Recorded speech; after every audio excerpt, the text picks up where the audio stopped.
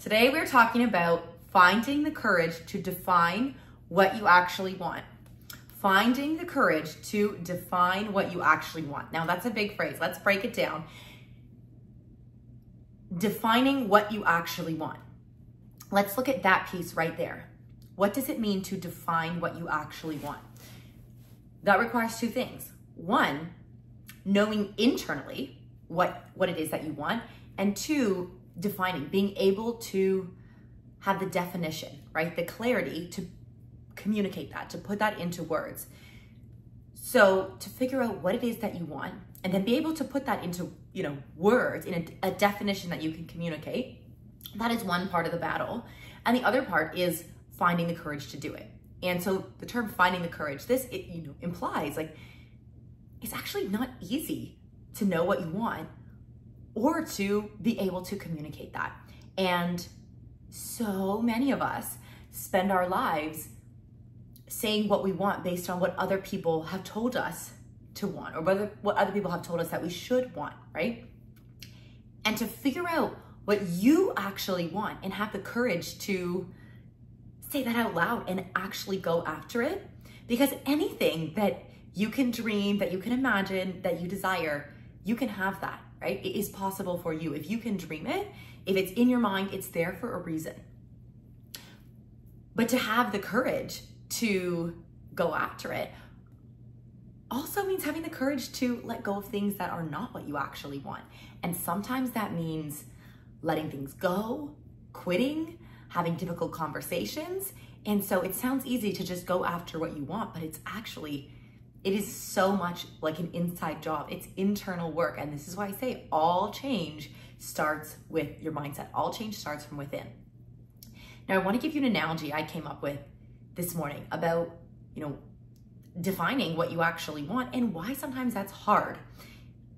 And I think the analogies, I don't know about you, but I love the analogies. I can see them in my brain. We have multiple analogies around here. The analogy of your dreams with a plant, like planting those seeds and watching them grow. Or with the iceberg, right? What you see on the surface and then the mindset below and all the work, the beliefs, thoughts, emotions, actions below. And if you're like, I have no idea what we're talking about, stick around, go back and watch. The point of these mindset dailies is that you can watch one and come and get a little bit of inspiration, learn something new, and change the way you're thinking so that you can change your actions and change what's happening externally. But really where the benefit is doing this as a consistent daily practice, right? And so as you come back, any one video should be able to drop it and understand, but the true value comes from coming back time and time again, so these concepts can build on one another. So with that, this analogy I will give you about defining what it is that you actually want. There is a difference between being busy and productive. Busy means and so many of you keep yourself busy doing unimportant things because sitting down in the silence and facing what it is that you actually want is so foreign and therefore seems so scary, right? So we keep ourselves busy doing things that we know are keeping us busy, but maybe are not. They feel urgent, but they're not actually that important. They're not actually moving you somewhere where you want to go. And it's impossible to know if it's moving you where you want to go if you don't know where you want to go. And this is the analogy. Think about working towards your goals as like driving on a highway, right? Now, if you don't have a goal, it's like getting in the car and getting on the highway with nothing plugged into the GPS, okay? So you don't know where you're going and you don't know if you've gotten there, but you're on this highway and you're watching all these other people, beside you or speeding up ahead of you. And it feels like, if I stop the car, I'm gonna see all these other people rushing by me, right? But the thing about the other cars is you have no idea what's on their GPS or if there's anything at all. So imagine, say you're in a section of the highway where nobody has anything on their GPS and everyone's just driving really fast, but they don't know where they're going. And now you're comparing yourself to other people driving very fast with no destination in mind, who aren't actually going anywhere important, right? And so the fear to define what you actually want, to put it in the GPS, to decide where it is that you want to go, what does that require? You can't be thinking about where you want to go and plugging it into the GPS and driving your car safely at the same time. That's overload. So what it would require is actually getting off the highway, right? Stopping, okay? Taking a second to think about where is it that I want to go and making a decision, okay? You have to make a decision about where it is that you want to go, what it is that you're going to put in the GPS. And until you put something in the GPS, you can't get back on the road. So the fear of sitting there and not knowing where you want to go and then having to spend, 10, 15, 20, 30 minutes actually deciding what it is that you want to put in the GPS, and you're sitting on the side of the highway and you're watching all these other cars rush by, and some of them have a destination in mind, some of them don't, but you don't know what's inside their car, right? You don't know what's on their GPS. You can only assume, you can only imagine. And so a lot of the times we imagine what it is that we're insecure about. We imagine that, of course, they're driving so fast, of course they would know where they're going. Of course they would know what they want. So if I just follow, right? But that's not how it actually works. So to get off the highway, to take a second to decide and reprogram your GPS, and maybe you actually have to turn around. Maybe you actually have to drive back, take some steps backward to reroute and get on a different highway or get on a different road or take a side road, right? So the fear of getting off, of stopping and watching these other cars go by is what actually stops us from deciding what it is that we want. Or the fear of having to reroute or drive backwards. So we keep driving the same way because it feels like we're going somewhere, right? That feeling of because you're busy, you're moving, you're in motion, so it feels okay.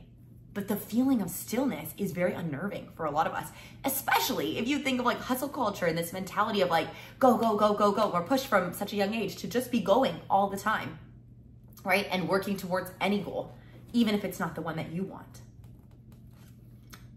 right? It's a good analogy. I feel like it's so easy to picture that in your mind. And once you picture that in your mind, it's like, oh yeah, why would I want to be? It does make sense. I need to get off the highway and I need to be comfortable sitting there and making a decision about what I'm putting in the GPS. It's going to be hard because you watch all these other cars flying by, but you don't know what's on their screen, right? So let's put this into real life terms. I need you to stop driving aimlessly. Look at me in the eyes. Listen so carefully. I need you to stop driving around aimlessly.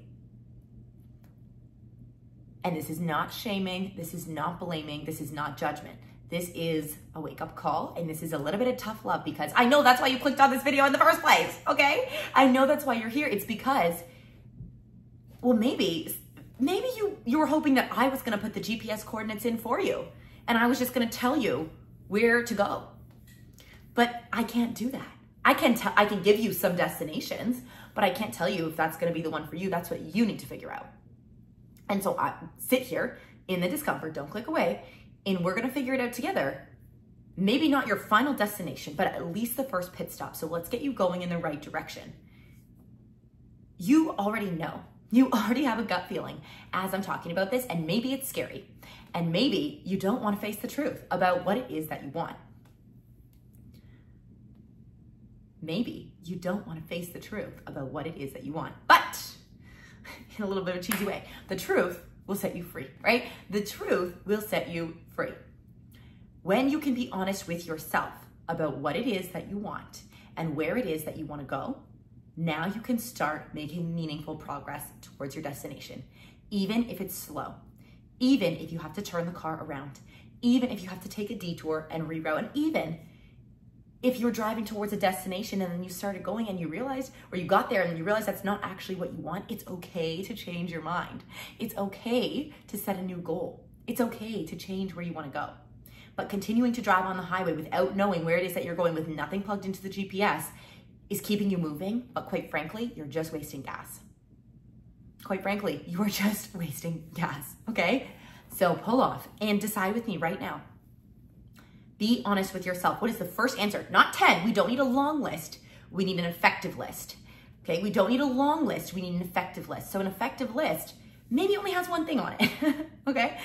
Where is it that you most want to go? Not all the places you want to go, not your bucket list, but the next place to plug in the GPS. Where is it that you want to go next? What is the most important? And be honest with yourself. Is that the most important? Be honest. What is the most important next destination? Okay, there it is. Visualize in your mind the journey, like where it is, the destination. Maybe not the journey, right? But the destination. And use that like the endpoint on a GPS, somewhere to navigate, right? To orient yourself that you can start moving towards. I hope this video was helpful. It's sometimes hard to do this work, but this is the work. Like that is the work right there. Okay. Thank you for being here. If this was good, if you like this analogy, leave a comment, make sure you subscribe to the channel for more. And I'll be back more frequently now because things have kind of settled down at the studio and I have more structure and more time. So see you tomorrow. Bye.